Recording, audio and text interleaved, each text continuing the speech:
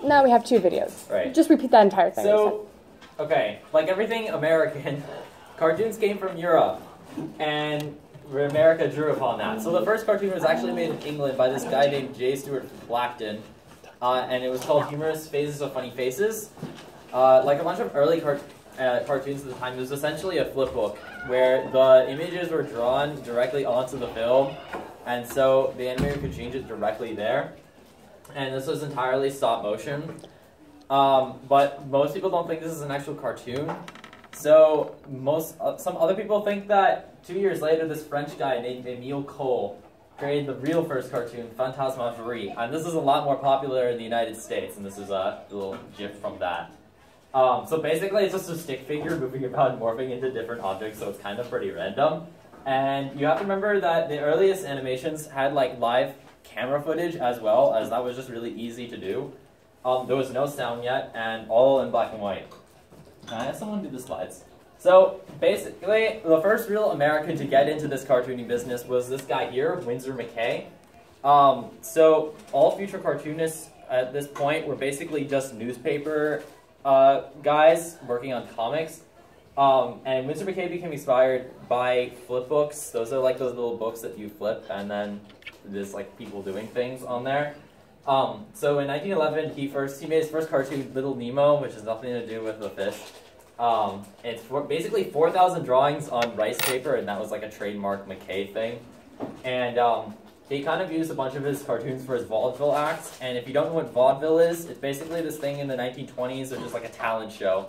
You have like a bunch of different acts, and that was considered entertainment at the time. So the most famous McCay cartoon was Gertie the Dinosaur, which I think was about like 10,000 drawings. And it was a pretty impressive because there was a lot of coordination with the animation. It was pretty smooth. And if Gertie proved anything, it's that longer animations, that is like up to 10-minute animations, are really possible if you have a bunch of people working in a team doing all the drawings. And yeah. So when you have teams, you realize that this could become a full industry. And when you have an industry, you need animation studios. So I think the following year, there was this guy named John Bray, who also was, I think, a newspaper comic maker, formed his own studio. John Bray and Earl Hurd, and they invented cell animation. So basically what cell animation is, you have a bunch of pictures, one for like the foreground and one for the background, and maybe some other pictures for stuff in between. And you have a camera, and you take a picture of all those papers lined up, and that's like one thing on the film, and then you roll that film, and it's really easy to do because you can swap out papers, and then you can take a picture of the next thing, and you swap out papers to take a picture of the next thing, and that's how you get like the cool animation effects. And any cartoons after have like patented by Earl Hurd patents, and that's what they're referring to. They're doing cell animation. So really one interesting thing about McCay is he never patented his animation techniques because he wanted to share them with the world. So people like John Bray and Earl Hurd kind of wanted to take advantage of this, being the capitalists that they are. So they sued him for copyright infringement, which really wasn't copyright infringement.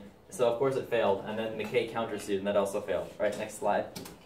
Okay, so up to this point, animation has kind of become really tricky, especially copying the drawings. So the son of Austro-Hungarian immigrants, Max Fleischer, invents this device called the rotoscope, which basically consists of like a camera with a piece of paper, and the screen is projected on here, and then you can easily just trace the screen, and then you can make little changes in order to have it an animated effect. So in order to test this rotoscope, he created his own cartoon series called Out of the Inkwell, and he used his younger brother Dave for the model for his first cartoon character, which would be Coco the Clown. And this is probably one of the first cartoon characters that wasn't in a comic and was crazily popular. So Max Fleischer would make Out of the Inkwell shorts for the next 10 years, and this is the foundation of his studio, first called Inkwell Studios and later Fleischer Studios. So you might probably want to remember that name, Fleischer. All right, next slide, please. Oh, this is like a lot of clicking. So, Felix the Cat. I'm about to take you down the crazy road that is Felix the Cat. So here you see two guys. This guy is Pat Sullivan. He's an Australian immigrant and entrepreneur. And this guy is his lead animator. Oh, Pat Sullivan is the studio, by the way. This guy is his lead animator, Otto Messmer. Next. So, one of them created Felix the Cat. there's a bit of debate among scholars who, but I'm really betting on this guy since he's the animator, and this guy, if you look on the internet, is kind of a jerk. The next slide. Okay, so Felix the Cat was probably the very first cartoon character to really be merchandised and popular. I mean, there were songs written about him, there was a bunch of creepy dolls. He was actually one of the first cartoon characters to be on TV. TV was kind of like tested on the time. The next slide. Actually, previous slide. Sorry. And so one crazy thing about Pat Sullivan, being the jerk that he was, realized that since he was probably at the top of the animation game, he really didn't need to change his cartoons. So when the time came that sound could have been added to these cartoons, he decided not to take that advantage. So Felix the Cat was in silence the entire time, leaving the sound gap to be filled by cartoons such as the Talk Cartoons and Mickey Mouse, and this would kind of steal some of Felix's thunder. So finally, at the last second, he's like, okay, let's add some sound in these cartoons. But it's basically a bunch of silent cartoons with a soundtrack in the background, and the sound's not really well done. So finally, he's like, okay, we're going to make an entirely new Felix the Cat series with sound and color. And this is about like 1933. And then, next slide, he dies. And then Felix the Cat kind of like becomes this like not on the screen character anymore. So kind of just like in everyone's collective minds, but no one really remembers what he is. Okay, so at about the same time Felix the Cat was becoming popular, some random guy in Kansas City, Missouri named Walt Disney, some random guy, let me remind you, becomes really interested in animation. So he founds this really small studio called the Laugh-O-Grams, kind of a play off Telegrams, but it's funny, so Laugh-O-Grams. This is one of his first cartoons in Kansas City. And he quickly assembled a team of animators that was part high school dropout and part guys looking for jobs in Kansas City. And it's kind of crazy from these humble beginnings that these guys would eventually be like a who's who of animation. So these guys included Ub Iwerks, Hugh Harman, Friz Freleng, and Carmen Maxwell. So you may have heard of Friz Freleng. But you're going to want to remember these names because they become really important later. So what Laugh-O-Grams did was they basically were contracted to buy a bunch of companies around Kansas City to create cartoons. Like I think this one time Disney was asked by like this dentist company to make cartoons about teeth, and they would sell them, and then Disney would get the profits. But most of these cartoons would be going to the local theater run by Paul Newman. I think his name is Paul Newman, but not like the dressing. In 1923, Disney was denied payment from Newman, who basically stuck the middle finger up at him. And Disney calls BS, but he really couldn't do anything about it because he had no money, so he's forced to file for bankruptcy in 1923. About the same time, this last Laugh-O-Gram film called Alice in Wonderland features a little girl that's in real life, but superimposed in a cartoon world, which is kind of reverse of what was actually going on. So he sent that out west to a bunch of Hollywood producers, and this attracted the attention of this really wealthy woman named Margaret J. Winkler. And she was like, okay, wow, this is really good. I should give Disney a chance. I should give him money and make him have his own studio. So Disney and all the animators move west, and they make the Alice comedies. So the Alice comedies were made by Disney, but they were produced by Winkler and her new fiancé, Charles Mintz. And that child actor is Virginia Davis. I think she becomes popular in the 30s. Okay, next.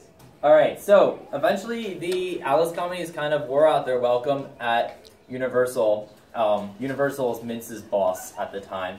And so Universal at the same time is trying to get into the game of creating a cartoon character of like an animal. And so Disney's like, okay, let's make it a rabbit because there's like way too many cartoon cats. Felix, and there's a bunch of Felix knockoffs at the time. And so they decided to make it a rabbit. And the name Oswald was just drawn out of a hat by a bunch of Universal producers. So these Oswald cartoons were still distributed by Mintz and Winkler. And Oswald was the first hit for Disney, like the very first successful cartoon character. There were like dolls, there were stencil sets that were kind of being sold. And Disney finally was able to expand his staff to like a sizable amount, and then move his studio to one much nicer one in Hyperion Avenue, which is kind of like the classic Disney studio. So in 1928, Disney travels to New York at probably the height of Oswald's popularity to ask Mintz for a pay raise for the Oswald cartoons. So while there, Disney has two revelations. One, Mintz secretly hired away most of Disney's staff. Only I think about 3 guys weren't hired or refused to go. Second, the way things worked back then was that the distributor of the cartoons, i.e. Mints, owned the character, not the producer of the cartoons, so Disney. So Disney really didn't have a say about whether he could actually get more money for these cartoons or not. So of course you can imagine Disney calls BS at this, sticks the middle finger up at him, this is like metaphorically, and then leaves. So he basically abandons Oswald to Mintz and his former animators. And on the train ride home, it's said, this is like the classic story, he has the idea to create a new cartoon character and retain the rights to it. Next slide. And that cartoon character is Mickey Mouse. So, Disney, Ub Iwerks, Les Clark, and Wilfred Jackson, these are like the 4 of the 6 guys left at Disney, decided to create an entirely new cartoon in secret. And this is a clip from it called Plain Crazy. So it was entirely silent at first, and this features Mickey and Minnie Mouse's like original design, so it was pretty cool. But Mickey Mouse was initially unpopular because it really failed to attract it wasn't really new or innovative. So then came the opportunity, then an opportunity knocked at Disney's door in the form of a guy named Pat Powers, and he has this new system to make sound, the Cinephone system. So sound, I think, Steamboat Willie, the cartoon that was made at this time, is not actually the first sound cartoon, but I think it was really the first cartoon to use sound well. I mean, you've got like characters interacting with the sound, playing music, tapping their feet and dancing, and you don't really see that in any prior cartoons. So when I say like Steamboat Willie was a big hit, it really was a big hit. So, and then the rest is history. I mean, Mickey Mouse just is super popular now, and Steamboat Willie is really the reason why this happened. And then the next year, Columbia Pictures agreed to distribute the Mickey Mouse cartoons, and then Disney's future is basically assured. So with the success of Mickey Mouse, Disney and his lead animator Ub Iwerks decide to kind of go more experimental animation. Next slide. And we got the Silly Symphonies, the first of which being the Skeleton Dance, aka Spooky Scary Skeletals.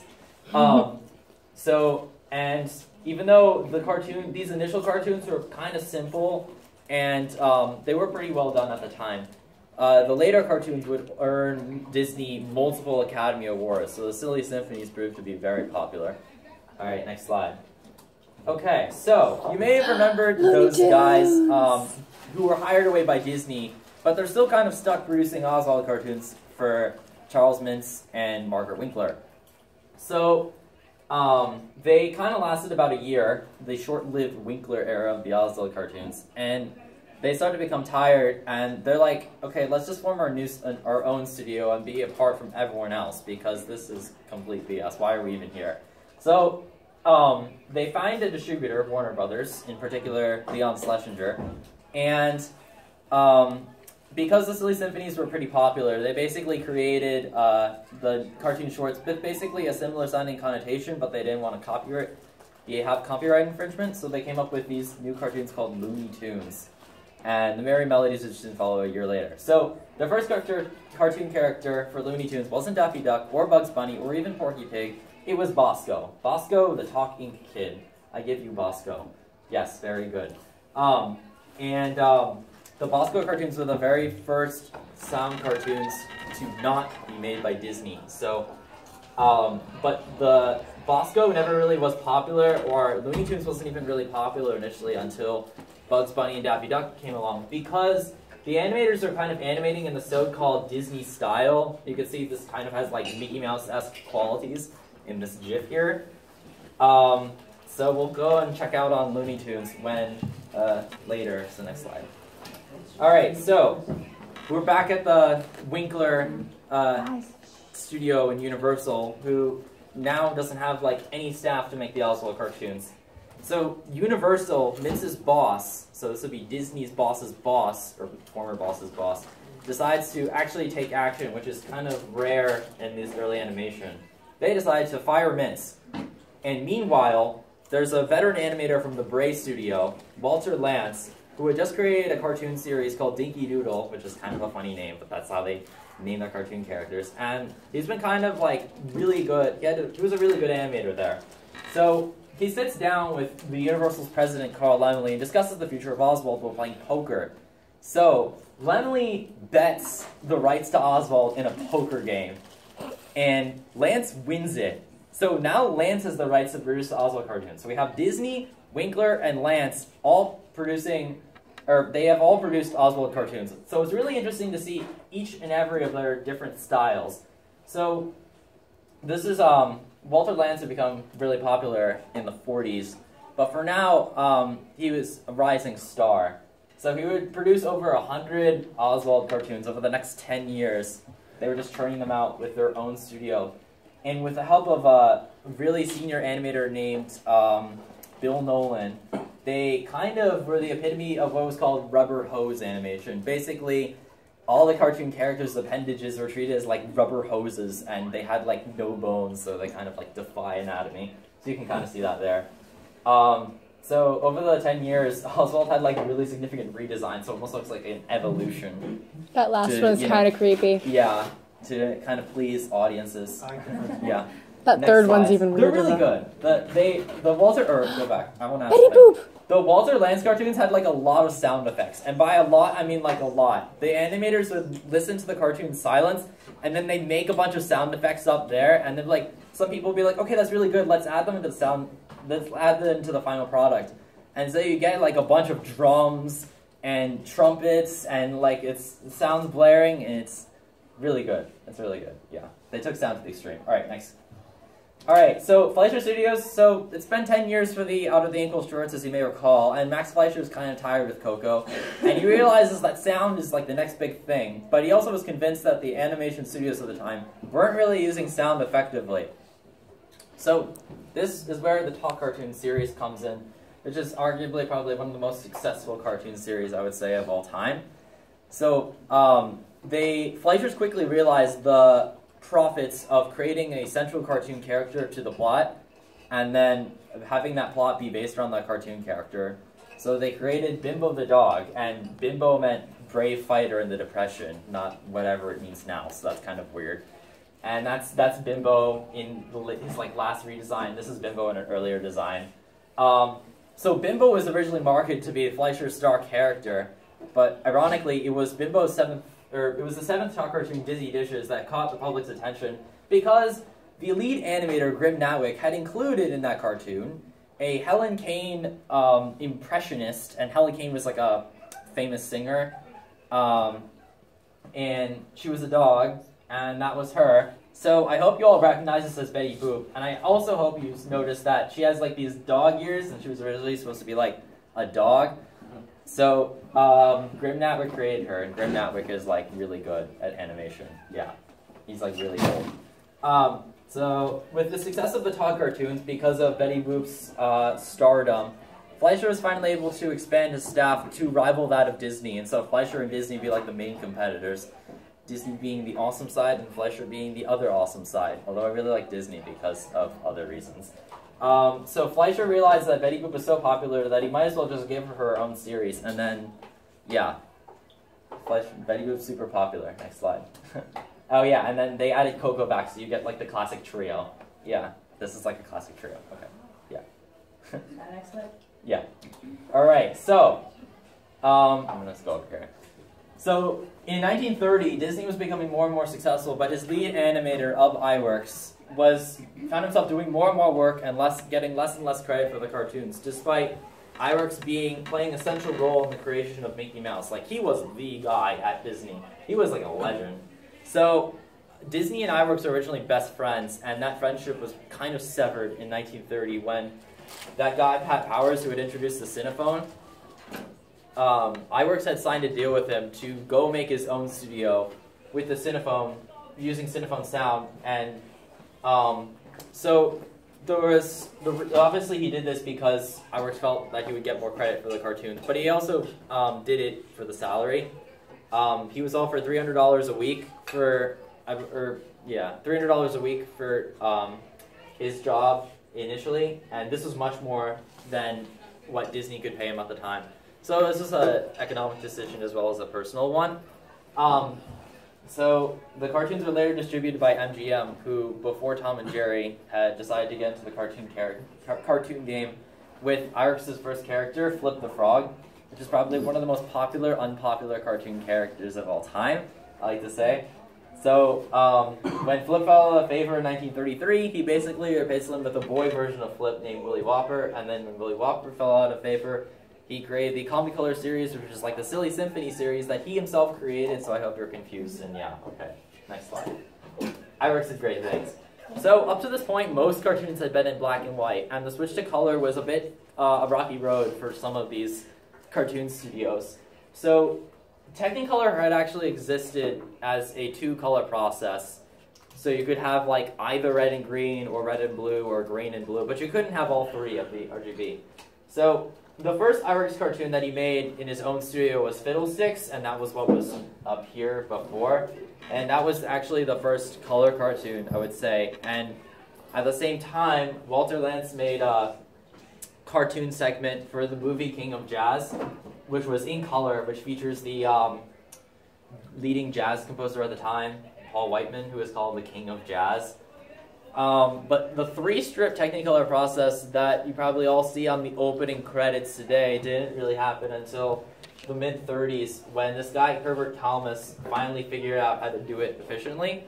So we pitched the idea to Disney, and at the time, Disney was working on this silly symphony named Flowers and Trees, and it was initially in black and white. And being the innovator that he was, Disney ordered the entire cartoon scrapped and then redone in color. And boom! Insta Academy Award. Yeah. So what was a real kicker for some of these other cartoon studios is that Disney had an exclusive contract with Technicolor for several years. So some of these other studios, like the Iwerks studio, had to use like other methods of color cartoons, such as Cinecolor, right, Cinecolor. And that's how we made the color for the Comicolor cartoons. Alright, next slide. So it wasn't until the 40s that Technicolor really became affordable for all these other studios. So up to this point, I'm saying that a lot, cartoons have probably were not for kids, so they contain a lot of these things. Congress passed the Hays Code in 1934, which regulated both the film and the animation industry, but it was really meant for film. But animation kind of just like followed suit.